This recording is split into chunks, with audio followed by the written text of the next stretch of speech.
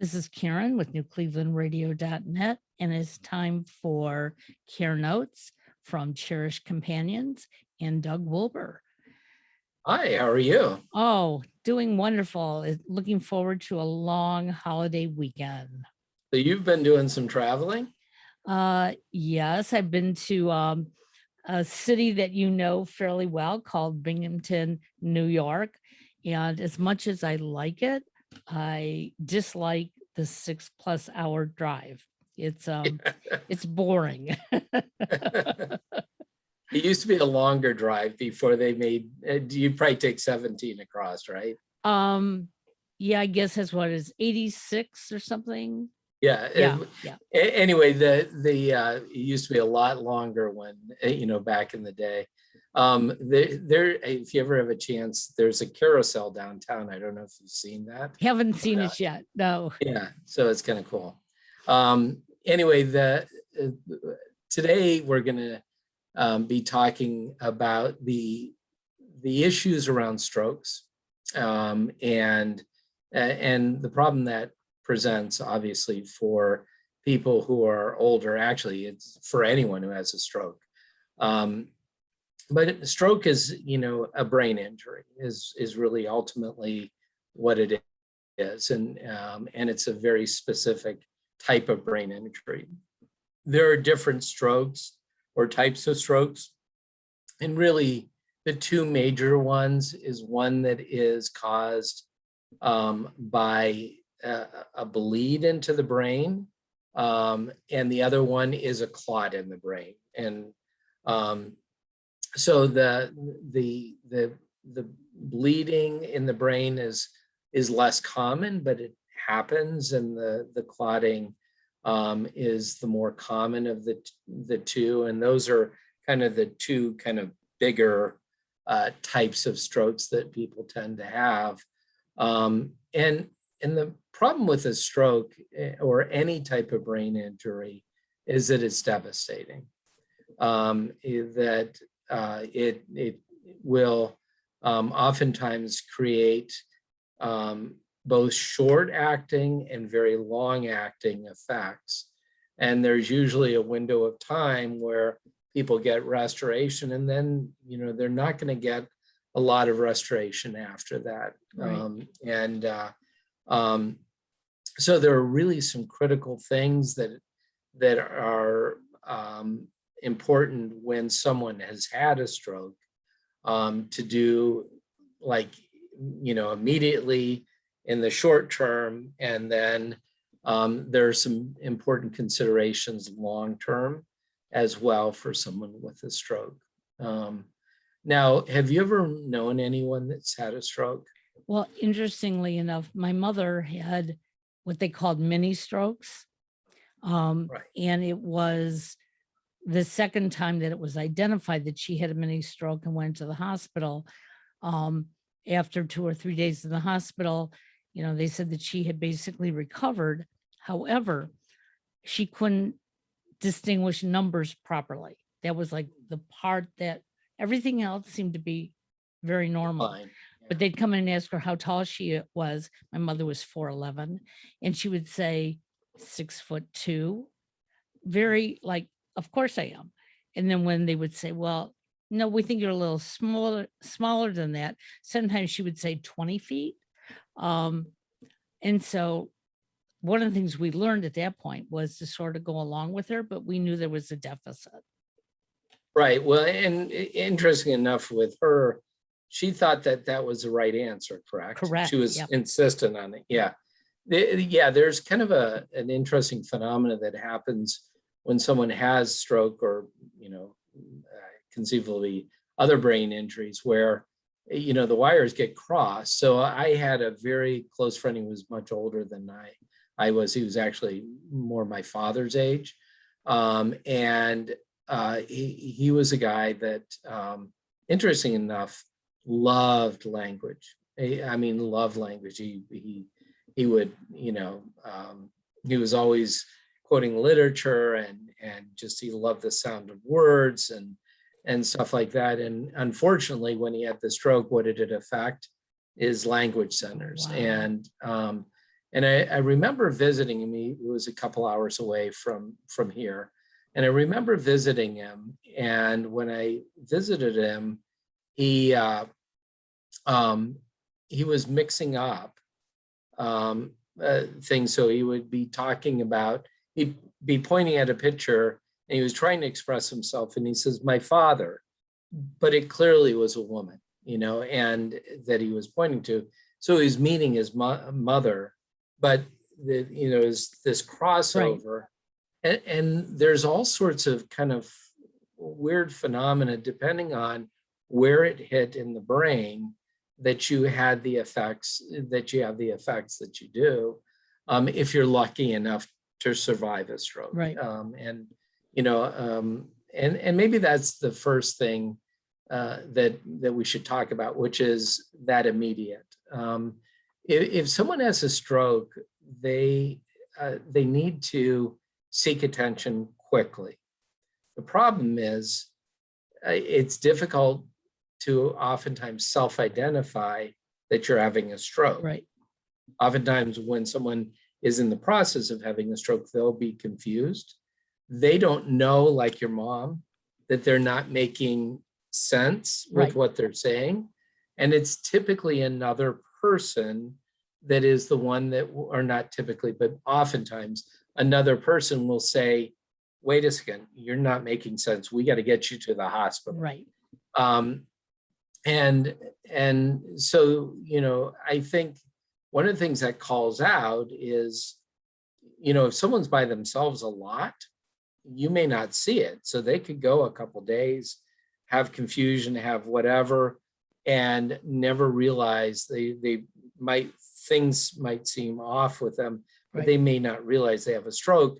And there is a window of a golden window where you can oftentimes, if it's a clotting type of stroke, where you can have medicine that can help to kind of mitigate the damage that is done, because you're kind of unblocking things quickly by taking that, or them giving that medicine. There's some risk with doing that, but it's but quick response. So or a quick action, I guess, is a better thing, is a way of phrasing it, is really, really important. So the first thing is, for just our audience in general, if you see something and it seems off, or there's, even if they're having one of those little mini strokes where they resolve and seem to be better, get them into the hospital, because sometimes it's like, like with an earthquake, you get a little tremor before the big one hits. Right. That could be what's happening, is you may be getting a little tremor before the big one hits. Right. And in either way, something like that needs to be examined and, as best as can, uncovered, so that if there are any treatment options, they can do the treatment options. And my mother was pretty lucky when she had hers. She was home alone, but she was on the phone talking to my cousin. And my cousin noticed she was slurring her words all of a sudden, and that she kept repeating something. And so, now, did she know that at the time, or could she not tell? Do you know your mom? No, she said my mother had no concept. And so she just told her husband, call 911, send them to Aunt Dorothy's house. And then she said to my mother, I'm a little worried, you sound like you don't feel well. So I just called 911, and my mother could respond to that. And she said, no, I'm absolutely fine. Why would you do that? And she said, please let them in when they get there. And, we're lucky, because she got to the hospital, almost everything had been resolved, except for the next day when I got there. And the doctor pulls me to a side and he said, I just want you to hear something. I said, okay. And he says to my mother, how tall are you? And he said, your mother cannot write checks anymore. She can't drive a car because she doesn't know the difference in her numbers. And so it's difficult when you look at somebody and they look healthy, but there's that underlying, problem there. Yeah, and that's, it's one other thing we should probably talk about is there are a number of things that can lead to a stroke. So the, you know, taking your, going to the doctor, having that doctor diagnose any issues, underlying issues, and then taking your medicines the way you're supposed to Right. regularly is really important. Because, and I'll just use one example. One of the biggest issues around strokes or things that can cause the conditions that can create strokes is when people have AFib. Now, when I go in and I talk to people, you cannot believe the number of people that I talk to that have AFib, and my staff will sometimes, come back and ask, did this person have AFib? Because it's so common, as one of the things that I make note of. Now, so often, um, people themselves won't even really think or know much.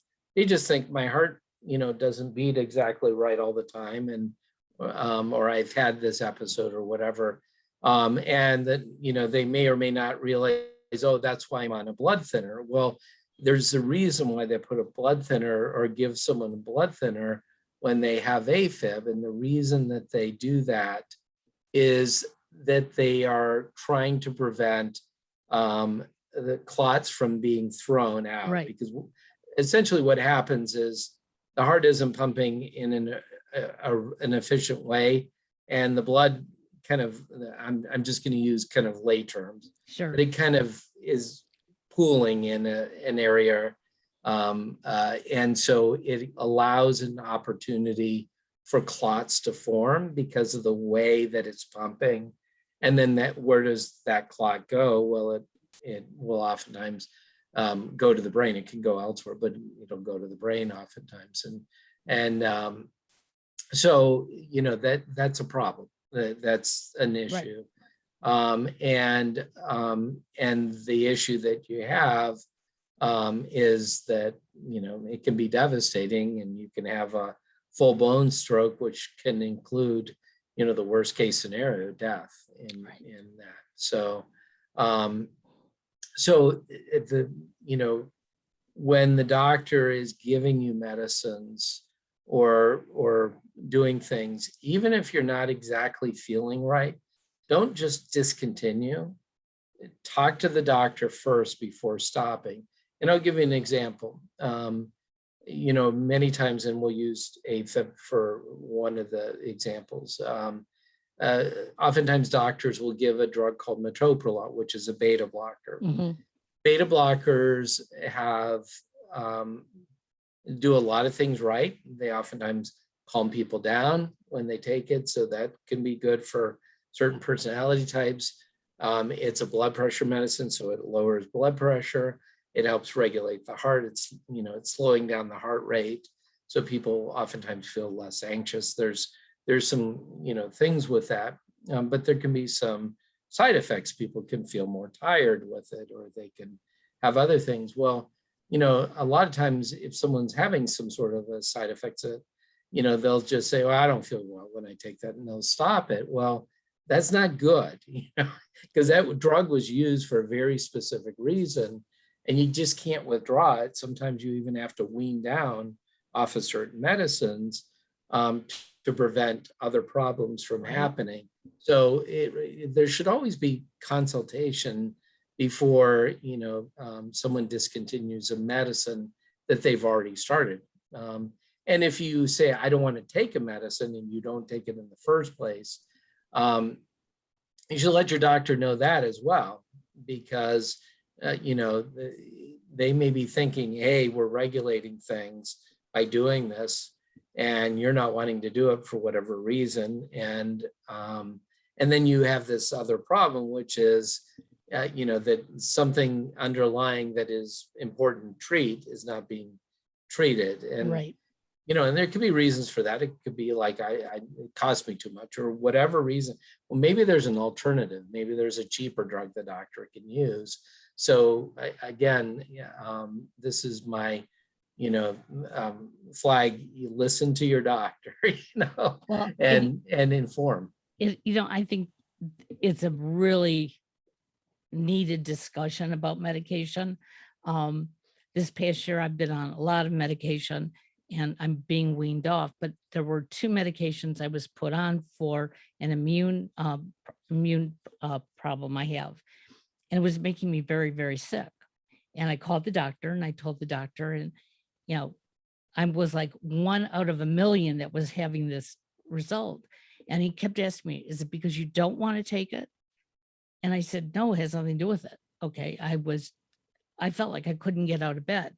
And Right. so he made me, I had to take another pill that night. He said, I know you're going to be sick, but then in the morning you're going to take 1 pill. You do that for 2 days. And he weaned me off of it. And as I was being weaned off of it, I was getting better. So we then knew it was the medication. Right. He put me on something else and it did the same thing, but even worse. And my first reaction was, okay, I'm just going to stop it. Right. But I knew better. But this one took almost a month for me to get it out of my system. So, Oh, really? yeah. And so, every time I would call him and say, please, please, can I take less?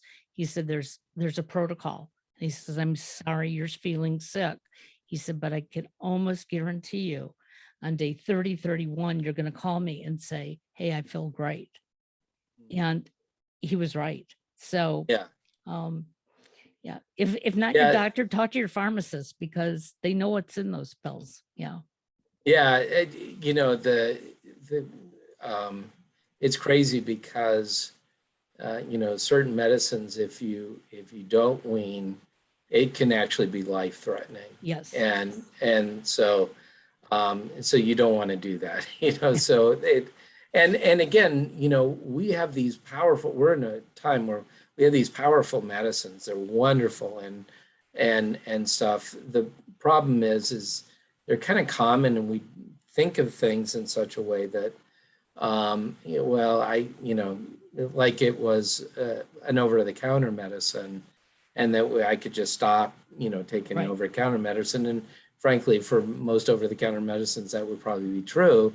But some of these drugs don't act the same way, which is probably why they remain a prescription drug, Right. or Yep. maybe one of the reasons for it. So we talked about, there are certain things that, going and having regular doctor checkups is really important.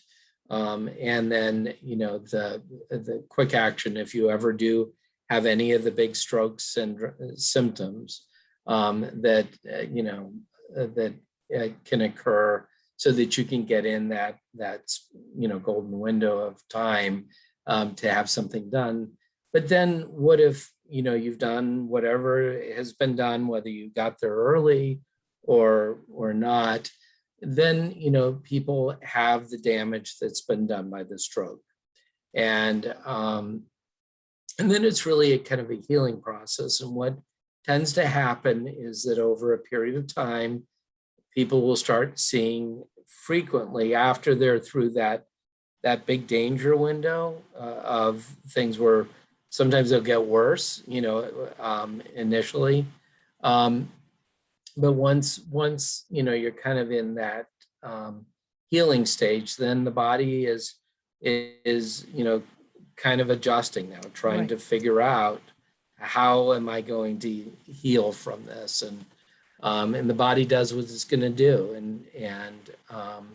And frequently that's where, once they're through the danger zone, when they're given specific meds and things, and then, the hospitals say, there was a significant enough damage that we're going to send you over to rehab.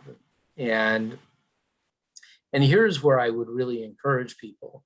If you're in rehab, embrace it. Do your rehab with gusto, because that is going to be a very important window in going home. And, the first thing people are always thinking is, how do I get home in most Yeah. cases? Right. Yeah. How do I get back? But oftentimes one side or the other side of the body has been affected. It'll lodge in a part of the brain. And so frequently that is affecting the opposite side of the body, the way the brain works. And so, people will oftentimes have, things like they can't move their arm or their leg. And so they'll have, let's say, left-sided weakness. And, over that period of time when someone's in rehab, is their opportunity to try to restore that, getting, either things are healing, so, eh, it, the connections, start working again, Right. or the brain starts trying to figure out pathways, so that you can do what you want to do. And the brain is really, there's neuroplasticity, so the brain, really is trying to figure out how to do what it needs to do. Absolutely. Yeah. For it. And so that's where the therapy is really critical. And I've oftentimes told people, stay in as long as they're going to pay for it, because a little bit of difference here, is one, going to set the path, but it may make how much care you need at home significantly different, because if someone can say the difference between someone being in bed, where they have to be Hoyered out, or where they can pivot, is one giant leap. Right. If you have that type of devastating stroke, that's a giant leap in being able to go home. If you're able to walk with a walker versus having to be in a wheelchair, that's a massive leap. And so each of those steps that you can make in kind of reconnecting, your brain with the rest of the body, as far as how things are working and communicating, is a really major impact on the amount of care someone needs at going home. Absolutely. Now, there can be other issues that happen with strokes. You can have, psychological effects. So often someone has a stroke and they may cry or laugh, in ways that would seem inappropriate, in an exaggerated way. There's a lot of different things that happen. People can get very sad and depressed, and part of that sadness and depression, is because you're facing a really tough reality in many cases. And there's a frustration level that I see with people that I can't even explain, but think about this. Your head is saying, move my arm, and you think your arm should move, Right. but it doesn't move. And I can't think of anything that can quite explain that your mind is saying do it, and your body, which always cooperated in the past, is not doing that. And it's incredibly frustrating. Or you're trying to say a word and you can't say the word. You know what you're trying to say. You can't do it. Or you do what my friend did, which is say your mother when you mean your father, and you're trying to, and here's a man that loved languages, and the very part that was hit by this was his language center. Exactly. And so think about the type of frustration that can happen with that. And so when someone has a stroke, it really is something where as a family member, as a friend, and as a spouse, you have to have a tremendous amount of patience, and expect that someone is going to get, at times, have outbursts of anger. That's frequently something that happens, and And just to know that that might happen is, you know, it's good because, you know, that person is not the only one that's experiencing. This is a common thing. And if you're like the spouse of the person, it's not because you've done something wrong. You shouldn't be kicking yourself if someone is angry. You know, that this is a part of, you know, the reality of what they're dealing with right now. And You know, it's interesting because as you've been talking about this, one of the things that we've talked about home care, um, having that support system around you, but not just the person who maybe has had the stroke. The family members need the support, even the caregiver, you know, and you know, a paid caregiver still needs that support that, yes, you are doing the right thing for my loved one. And I know it's frustrating for them because I know when my mother had her large stroke, like I've said before, she didn't know she was blind, but because she was blind, the first thing the doctor said was, we're going to send her to rehab. I said, how are you going to rehab her? I said, she doesn't know she's blind. You can't really get her to walk across the room, you know? And he goes, well, we'll use a walker. And when he told us all these things he was going to do, it just seemed like he was putting her through way more than she had to at her age. And so we knew that some of her caregivers were very, oh, how can I put it? They didn't like what our decision was as a family, but they kept thinking my mother could do much more. And we would say, then try, but we're going to do it here in the house because it's just not fair to her. Um, and there was something about my mom that the first couple weeks, yeah, she would, with help, swing her feet around and sit on the edge of the bed. But when she was asked if she wanted to go for a walk, she would say her feet were cold, whether she had slippers on or not. And we just thought, you know, that's her excuse. Um, it's not easy. You're absolutely right. It can be devastating for the family members to see this vital person not working up to, or living up to what your thoughts are for them.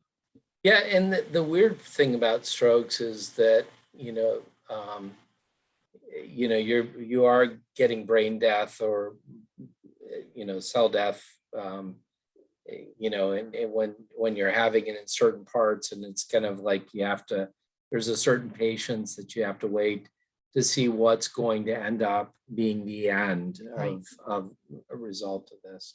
And of course, throughout this whole thing, you're also trying to figure out, you know, how can we prevent another one, you know, if and is, you know, if it is preventable, for example, you know, taking care of AFib or other things to try to prevent something, you know, coming back to back with it. Sure. But then you have like you know, a window of time where you can have improvement, and you know, typically that is a window, you know, it kind of in that 6 months to a year where you'll see breakthroughs and things happen if you're doing therapy and other things, you know, and then generally speaking, you kind of plateau, you know, where somewhere in that window you plateau, and you're not likely, you know, barring miracles, and there are miracles, there really are, you're not likely to see big changes or huge improvements. So the therapy piece, I cannot emphasize just in general how important that is, whether it be at home, others, you know, or in a facility, or the type of things that can be done, you know, on someone's own. So typically they're giving you homework to do the homework, you know, get the brain working, and follow the things that they said. But at some point in time, someone goes home, and that's where, when someone's home, they have to, you know, you have to take care of the basics. You have to make sure that, you know, if someone's not able to move effectively without help, you have to have help. And sometimes that's a family member, sometimes that's a home care agency like ours. But you need the help, Right. In the cases, especially when it was a significant stroke. And you also need help to have that person encourage someone. Let's do our exercises today. Let's do these things. Let's walk. And the things that will help that person get either restoration of function in some cases, or function as just being able to restore strength and other things that can also be lost in that process. And so when someone goes home, the atmosphere that you place that person in is going to be really important. And it's going to be important in two ways. One is, let's say it's a husband and wife, and you have a wife trying to take care of her husband. Believe me, and if it's a devastating stroke, that wife who's trying to take care of her husband is not going to be able to do it all. They're going to be exhausted. Right. So you have to prevent a situation where that person is doing too much and is putting themselves at risk. So, that's one big reason for having it. And let's face it, if you're an 85-year-old trying to take care of your 87-year-old husband, we'll use the same scenario, you're physically, it may be too hard to do Absolutely. it. So you got to get care. If you're in that position, again, if someone has just a light stroke and they're fine, and the effects weren't that big, this may not be that necessary. There may not be enough where someone needs help walking or transferring or doing other things. But if it was anything that was significant, you have to get help one way or another. Absolutely. And don't forget home care, whether that looks like a family member coming over and helping with the care, or a professional service like ours. It's really vital. Absolutely. And for safety, that person's safety and other people's safety. Anyway, kind of exploring the stroke. We have so many people that come to us that have had a stroke that we need that we need to help them with sort of the after effects. Sure. The important thing is, if I can encourage anyone to try to prevent things that can lead to it, believe me, prevention is a really, really good thing, because if you can avoid a stroke, you want to avoid a stroke. Absolutely. But just know that there is help if you do have it, and just do the right things in the process. That it's just kind of my ramblings, my thoughts. Well, sometimes our rambling helps other people. They finally hear the message. And I'm really glad that we had this conversation today.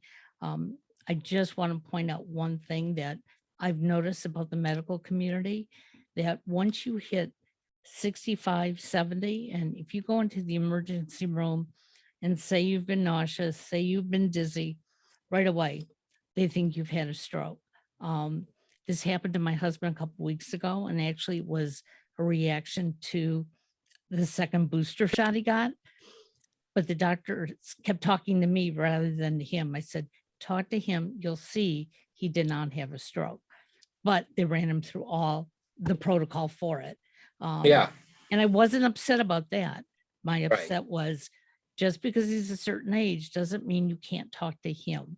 And my husband was sitting there laughing at them. So, take control of your health. I think that's what you're trying to tell us. Yeah. Take control, do the right things before, do the right things if you ever have the symptoms, and do the right things, if you happen to have the stroke, and then get help. This is, those times in our life where, throughout everything that I said, one way or another, someone is helping you, whether it's prevention or in the middle of the crisis or afterwards. And help is not a bad thing. Help is not a dirty word. That's It's right. it's a good thing. So, All right.